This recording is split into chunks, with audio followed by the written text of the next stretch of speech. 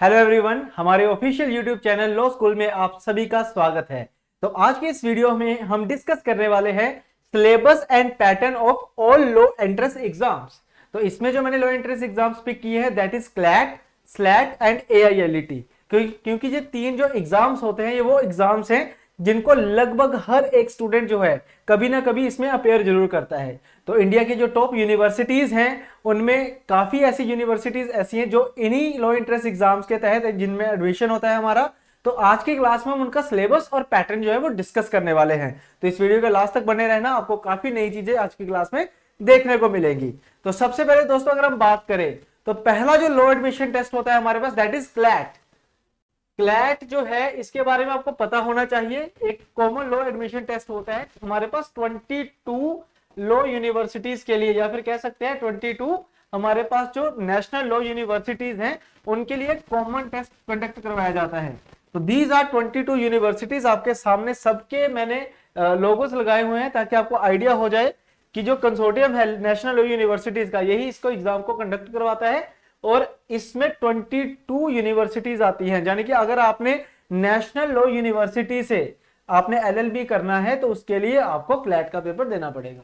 ठीक है, तो ये सारी इंफॉर्मेशन क्लैट के रिगार्डिंग लिखी हुई है, लेकिन हमने क्या डिस्कस करना है कि इसका सिलेबस क्या होता है। ठीक है, तो अगर हम सिलेबस की बात करें दोस्तों तो सिलेबस में टोटल 5 सब्जेक्ट हैं जो आपसे पूछे जाएंगे, जिसमें सबसे जो ज्यादा वेटेज वाले सब्जेक्ट होते हैं दैट इज लीगल एप्टीट्यूड। ठीक है, जिसमें आपको टाइप्स ऑफ टॉर्ट्स वगैरह के ऊपर क्वेश्चन आ सकते हैं, कॉन्स्टिट्यूशन के क्वेश्चंस होते हैं। इसके अलावा हमारे पास इसमें फैमिली लॉ के ऊपर क्वेश्चन आ जाएंगे। तो काफी 5-6 सब्जेक्ट होते हैं जिनके ऊपर ये क्वेश्चंस बनते हैं लीगल एप्टीट्यूड के। ठीक है, सेकंड नंबर पे जो इसमें सब्जेक्ट आता है that is journal studies and current affairs. अब जर्नल स्टडीज में क्या रहता है, हमारे पास हिस्ट्री है, ज्योग्राफी है, पॉलिटी है, इकोनॉमी है, साइंस है। इसके अलावा करंट अफेयर्स की काफी वेटेज रहती है इस पर्टिकुलर एग्जाम में अगर हम बात करें तो। ठीक है, तीसरे नंबर पे इसमें आएगा आपके पास इंग्लिश लैंग्वेज। तो इंग्लिश के भी काफी क्वेश्चंस आपको देखने को मिल जाते हैं इसमें। नेक्स्ट नंबर पे हमारे पास आएगा इसमें quantitative techniques.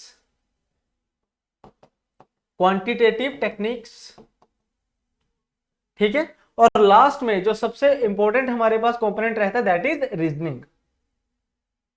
That is reasoning. अब इनके ऊपर देखो, आपको आने वाली क्लासेस में 5 सेशन ऐसे मिलेंगे जिसमें आपको यह देखने को मिलेगा कि लीगल एप्टीट्यूड को हमने किस तरीके से पढ़ना है, उसको बिल्कुल अच्छे तरीके से हम एक्सप्लेन करेंगे एक एक सब्जेक्ट को, है ना। जीएस और करंट अफेयर कैसे पढ़ने हैं, क्या टोटल सिलेबस होता है, वो सारा कुछ हम नेक्स्ट वीडियोस में आपके साथ शेयर करने वाले हैं। उसके बाद इंग्लिश के बारे में भी आपको बताया जाएगा कि इंग्लिश में किस तरीके से पढ़ना होता है, क्वांटिटेटिव टेक्निक्स को कैसे हमने हैंडल करना है, देन आफ्टर रीजनिंग, रीजनिंग को किस तरीके से हमने पढ़ना है। तो जो बिल्कुल ब्रीफ इंट्रोडक्शन होगा वो मैं आपको भी सिंपल ब्रीफ इंट्रोडक्शन दे रहा हूं यहाँ पे। जो एक्सप्लेनेशन होगी इंडिविजुअल सब्जेक्ट की वो आपको नेक्स्ट वीडियोस में देखने को मिल जाएंगी। ठीक है, तो ये 5 ऐसे सब्जेक्ट है बेटा जो लगभग हर एक लॉ इंटरेस्ट टेस्ट में पूछे जाते हैं। तो यही सिलेबस है। सिलेबस जो है वो बिल्कुल सेम रहेगा, चाहे आप क्लैट की तैयारी कर रहे हो, चाहे आप स्लैट की तैयारी कर रहे हो, चाहे आप एआईएलईटी की तैयारी कर रहे हो, चाहे आप और कोई एंट्रेंस एग्जाम की भी अगर तैयारी करते हो, लो एंट्रेंस एग्जाम की, तो सिलेबस सबका सेम रहता है। जैसे हमारे पास क्राइस्ट यूनिवर्सिटी का पेपर होता है, पंजाब यूनिवर्सिटी का पेपर होता है, तो सबका सिलेबस जो है वो ऑलमोस्ट क्या रहता है, सेम रहता है। ठीक है ना। तो अब हम शुरू करते हैं बेटा क्लैट का जो पैटर्न है कि क्लैट किस तरीके से अपने क्वेश्चन देता है। तो सबसे पहले जो क्लैट का पेपर होता है उसमें अब आते हैं 150 क्वेश्चन। इसका जो पैटर्न है ये चेंज हुआ था। अगर मैं 2020 से पहले की बात करता हूं, यानी कि लॉकडाउन से अगर पहले की बात करें, तो जो सिलेबस रहता था वो कुछ इस तरीके से होता था कि 200 क्वेश्चंस और 200 मार्क्स। ठीक है, और उसमें क्या रहता था, हमारा लीगल एप्टीट्यूड था, सिलेबस सेम है, इंग्लिश थी, current affairs including general knowledge, इसके अलावा लीगल रीजनिंग थी, लीगल रीजनिंग, लॉजिकल रीजनिंग थी, हमारे पास क्वांटिटेटिव टेक्निक्स थी।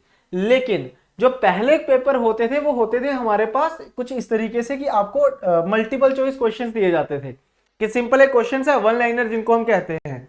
लेकिन आजकल जो क्लैट का पेपर होता है जो होता है हमारे पास कॉम्प्रीहेंशन बेस्ड, कॉम्प्रीहेंशन बेस्ड।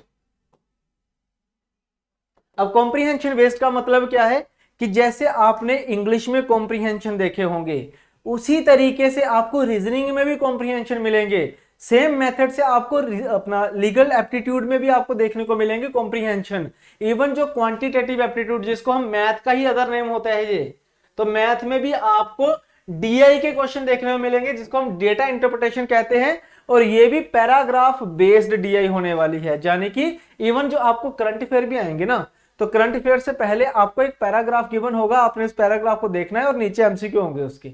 तो इस तरीके से सारा का सारा जो पेपर है वो कॉम्प्रिहेंशन बेस्ड हो चुका है, ठीक है। और इसके लिए 150 एमसीक्यूज होते हैं, टोटल 150 मार्क्स का ये पेपर होता है, ठीक है। 150 मार्क्स का जो पेपर होता है, इसके अलावा जो नंबर ऑफ क्वेश्चंस की अगर हम बात करें तो इंग्लिश की जो वेटेज रहती है, इंग्लिश, जीएस और करंट अफेयर्स की अगर मैं बात करता हूं तो ये हमारे पास 3 इंपॉर्टेंट कंपोनेंट्स हैं, English, current affairs and legal reasoning, ठीक है। तो 20% क्वेश्चन पूछे जाते हैं इंग्लिश से, यानी कि 28 to 32 क्वेश्चन आपसे पूछे जाएंगे सिर्फ और सिर्फ इंग्लिश नॉलेज से या इंग्लिश कॉम्प्रिहेंशन से। उसके बाद करंट अफेयर और जीएस ये दोनों एक ही साथ आते हैं, मतलब सेम सेक्शन में रहते हैं, इससे 25% क्वेश्चन पूछे जाते हैं, ठीक है। बट ये काफी वाइड होता है, इसमें 5-6 सब्जेक्ट आएंगे, जैसे हिस्ट्री है, ज्योग्राफी है, इकोनॉमी है, पॉलिटी है, साइंस है, ठीक है। इसके अलावा करंट अफेयर्स भी हैं जो रेगुलर बेसिस पे आपने पढ़ने हैं, तो उसके भी आपको 25% वेटेज इसमें मिलेगी, यानी कि 35 to 39 क्वेश्चंस। नेक्स्ट आता है हमारे पास लीगल रीजनिंग, जहां पे इसको हम कह सकते हैं लीगल एप्टीट्यूड, जिसमें टोटल 6 सब्जेक्ट होते हैं, 6 से 7 सब्जेक्ट होते हैं, और इसकी जो वेटेज है वो भी हमारे पास 25% ही रहती है, ठीक है। देन आता है हमारे पास लॉजिकल रीजनिंग। अब लॉजिकल रीजनिंग अकेला नहीं होता बेटा, इसके साथ एनालिटिकल रीजनिंग के क्वेश्चन भी आते हैं, आपको क्रिटिकल रीजनिंग के क्वेश्चंस भी देखने को मिल जाएंगे, ठीक है। और इसका जो वेटेज होता है दैट इज 20%, यानी कि 28 to 32 क्वेश्चंस, ठीक है। और लास्ट में आएगा क्वांटिटेटिव टेक्निक्स। अब क्वांटिटेटिव टेक्निक्स क्या होता है? It is another name of math. जो पहले मैथ आता था अब उसको चेंज कर दिया गया है, पैराग्राफ बेस्ड है, जो जिसको हम डेटा इंटरप्रिटेशन कहते हैं, और वही चीज उसका जो मेन पेरेंट नेम है वो क्या है? Quantitative techniques. और इसके आपको 15 क्वेश्चन देखने को मिलेंगे, हर बार 15 क्वेश्चन ही आते हैं इसमें। वैसे यहाँ पे 13 to 70 लिखा है क्योंकि 1-2 क्वेश्चन प्लस माइनस इजीली हो सकते हैं, तो 10% लिखा हुआ है यहाँ पे, ठीक है जी, 10% ऑफ द पार्ट। तो कुछ इस तरीके से क्लैट का पूरा पैटर्न रहता है कि कौन से कंपोनेंट से कितने क्वेश्चंस आ रहे हैं, कितने परसेंट क्वेश्चंस आ रहे हैं। आई होप ये सारा आपको समझ आ गया होगा, ठीक है। अब हम नेक्स्ट चलते हैं जी। नेक्स्ट हमारा जो पेपर है, जो काफी इंपॉर्टेंट पेपर रहता है, दैट इज AILET, ठीक है। अब देखो टोटल अगर एनएलयूज की मैं बात करूं तो there are total 23 NLUs in India. India में टोटल 23 एनएलयूज है, जिसमें से 22 जो एनएलयूज होंगी उनका जो एंट्रेंस एग्जाम है वो क्लैट है, ठीक है। बट अगर मैं बात करूं एनएलयू दिल्ली की, तो दिल्ली का जो एनएलयू है उसके लिए एक अलग से पेपर होता है बेटा, उसको बोला जाता है all India law entrance test, यानी कि AILET, ठीक है। बाकी सभी के एंट्रेंस एग्जाम क्लैट कंसोर्टियम करवाता है कंडक्ट, लेकिन एनएलयू दिल्ली का एग्जाम जो है वो AILET के थ्रू होता है, ठीक है। तो आई होप आप सभी को ये समझ आ गया होगा। अब देखो बेटा, अगर मैं इसके पैटर्न की बात करता हूं तो इसका पैटर्न थोड़ा सा डिफरेंट है। सिलेबस ऑलमोस्ट सेम होता है, पैटर्न डिफरेंट है बस, ठीक है ना। इसमें भी क्वेश्चंस 150 ही हैं, लेकिन इंग्लिश सेक्शन पहला होगा जिसमें 50 क्वेश्चंस होंगे, दूसरा सेक्शन होगा current affairs and general knowledge जिसमें 30 क्वेश्चंस होंगे, ठीक है। थर्ड आएगा हमारे पास लॉजिकल रीजनिंग का, जिसमें एनालिटिकल रीजनिंग भी है, क्रिटिकल रीजनिंग भी है, लीगल रीजनिंग भी है, ठीक है। तो इसमें 70 टोटल कितने क्वेश्चंस हो चुके हैं हमारे पास? 150 क्वेश्चंस हैविंग 150 मार्क्स, ठीक है। और पिछले दोनों एग्जाम्स में नेगेटिव मार्किंग भी होती है, ये ध्यान रखना आपने, और नेगेटिव मार्किंग होती है हमारे पास 1/4, यानी कि अगर 4 क्वेश्चंस गलत करोगे तो जो एक सही किया होगा उसके मार्क्स भी आपको नहीं दिए जाएंगे, ठीक है। तो इस तरीके से नेगेटिव मार्किंग हर एक एग्जाम में 1/4 ही आपकी रहेगी, ये कभी भी चेंज जो है वो नहीं होगी, ठीक है।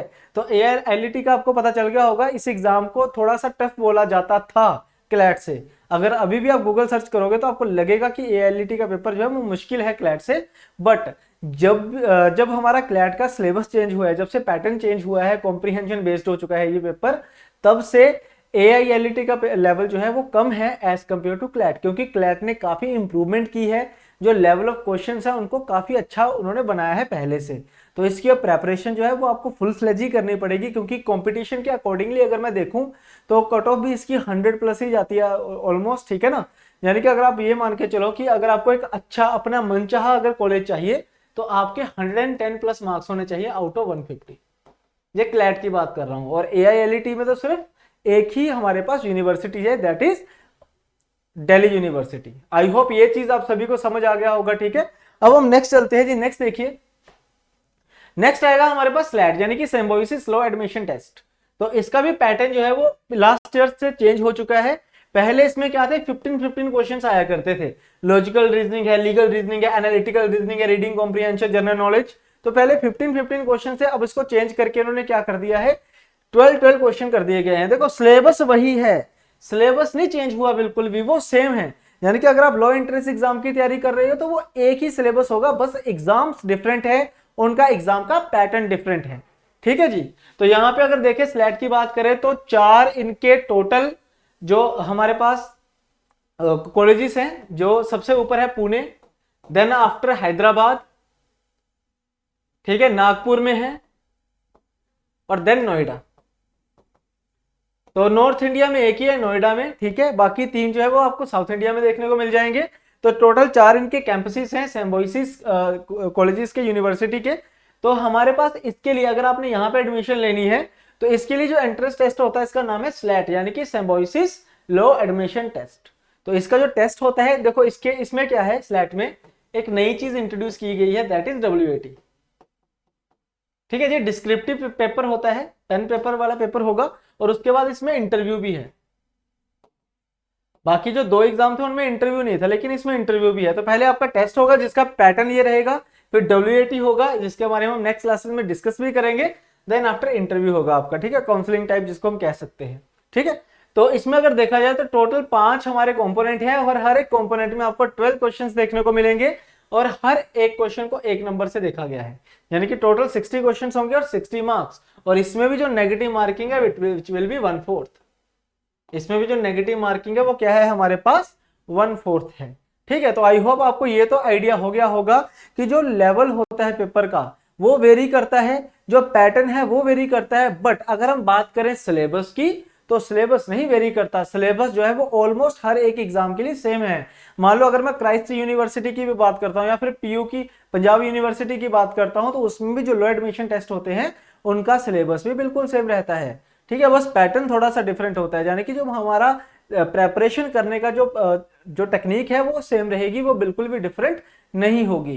क्लैट में थोड़ा सा आपको ध्यान रखना है कि क्लैट की अगर आप प्रेपरेशन कर रहे हो तो आपकी जो स्किल्स है, रीडिंग स्किल्स हैं, वो अच्छे होने चाहिए, ठीक है ना, क्योंकि कॉम्प्रिहेंशन बेस्ड पेपर होगा। जितना अच्छे तरीके से आप रीड करोगे उतना बढ़िया तरीके से आप पेपर को अटेम्प्ट कर सकते हो। नहीं तो ज्यादातर स्टूडेंट्स को क्या लगता है कि जो क्लैट का पेपर है वो बहुत लेंथी होता है, ठीक है ना। वो लेंथी होता भी है वैसे, लेकिन अगर हमारी स्पीड उससे मैच कर जाए तो फिर वो लेंथी नहीं रहेगा, इजीली डुएबल हो जाएगा। तो आई होप आज की क्लास में आपको काफी कुछ अच्छा पता चला होगा कि भाई सिलेबस जो है वो ऑलमोस्ट सबका सेम ही रहता है, कोई डिफरेंस नहीं है। बाकी अब जो नेक्स्ट क्लासेस होंगे उसमें हम आपको टॉपिक वाइज, सब्जेक्ट वाइज बताएंगे कि कैसे इसको प्रिपेयर करना है, एंड देन आफ्टर पिछले 6 साल के जितने भी प्रीवियस ईयर पेपर्स हैं वो सारे आपके साथ हम डिस्कस करेंगे यूट्यूब पे, जो कि आपको कहीं भी देखने को नहीं मिलेंगे। इसीलिए हम चाहते हैं कि पहले आपको पता होना चाहिए कि प्रीवियस ईयर एनालिसिस क्या होते हैं, ठीक है ना, ताकि हम अपने फ्यूचर का प्लान कर सके। अगर हमें पास्ट का पता होगा कि एग्जाम का लेवल क्या रहा है हमारे पास, तो उसको हम एक कसम से गाइड मान के हम अपना प्रेजेंट में इतनी मेहनत करेंगे कि ताकि हमारे फ्यूचर के जो एग्जाम्स है वो हम इजीली क्रैक कर सके। तो अगर ये वीडियो आपको अच्छी लगी है तो इसको लाइक करना ना भूलें, और अगर आप नए हो तो चैनल को सब्सक्राइब जरूर करें, ठीक है। अपने दोस्तों के साथ शेयर करें जो +1 +2 में और जो लॉ करना चाहते हैं इन फ्यूचर। तो चलिए अब मिलते हैं हम नेक्स्ट क्लासेस में। Thank you very much.